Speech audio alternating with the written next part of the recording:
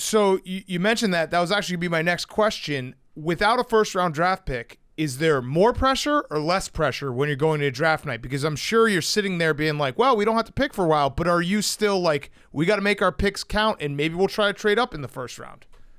Yeah, I mean, we definitely have to, make the most of this draft. We got us and I think Pittsburgh and Houston. We probably got the three least value of picks remaining. If you don't have that first round pick, it's so valuable. So obviously we traded it for Diggs, who, we thought at the end of the day that what we could get at 22 wasn't going to be the player that Diggs is. And so that's why we made the move. But it will be hard. I'm very passionate about my draft picks. So rarely are you going to see, as long as I'm here, the Buffalo Bills trade a number one. But this was just, a move. And especially in light of what's going on around our country, we don't even know what kind of offseason we're going to have. So to be able to get a veteran versus schooling a rookie up, we just thought made the most sense this year. So to your question, it's going to be hard. I'm going to struggle watching the first round, but I'll be excited when it's over, because at that point I can start figuring out who's on the board and who we can try and scheme to get. But I don't see us going into the first round.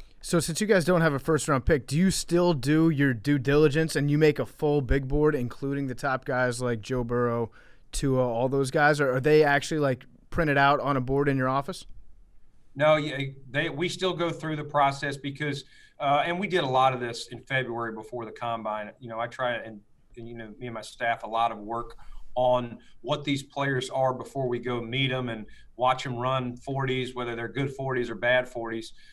Let's grade on what we saw in the fall more than anything else. So no, we did a lot of work. Now I will say, once we traded the pick, at this point, we've kind of slotted off and said, all right, who are the automatics? Who are the guys we know right now going in the top 10, top 12, top 15 that, and honestly, we came up with about 20 names that were like, these guys are all going in the first round. Doesn't matter, which team. So after those 20, we've really focused on the rest because, late first to into two, I mean, you look at a guy like DK Metcalf last year. A lot of people had him going high in the first round, and he falls to late too. Yeah. So, all right. So this might be a very stupid question, and you can tell me if it's stupid. But sitting there, you're sitting on your computer. You know that some of these experts are talking to everyone.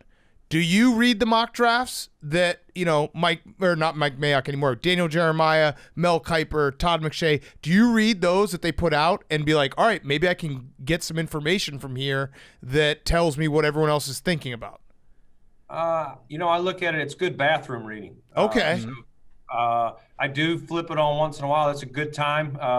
No distractions and flip around and see what, those guys – they have intel and they're using team needs and things like that. And honestly, until it gets close, you really don't pay attention that much. I do think some of these guys do have some pretty good intel when it gets close. People start talking, around teams and around the league. But at the end of the day, I use it more analytically as far as, putting a composite of a lot of mocks. And you can kind of figure out these are the consensus over 50 mocks that we call somewhat credible. Mm-hmm. And these are the consensus guys. It's not necessarily the order, but at least it's the guys that hey, in 48 out of these 50, this guy is gone in the first round. Right. Or gone by pick 35, something like that. Mm-hmm. So, all right. So going off that question, because this is just a little quick follow-up that I'm always interested in. How much, what's the mandate when it comes to your scouts on how much they're allowed to talk to the media? Because I would assume they can get information coming back. So you want to let them at least have contacts. But are you like, hey, if you guys say anything to anyone, it's over? Yeah, I mean, pretty much. I'm of the belief loose lips sink ships, and yep. I would rather not have the intel than lose it. So I really don't have my crew, and Sean does a good job of having our coaches. This time of year, it's lay low, and less is more right now. Mm-hmm. Yeah.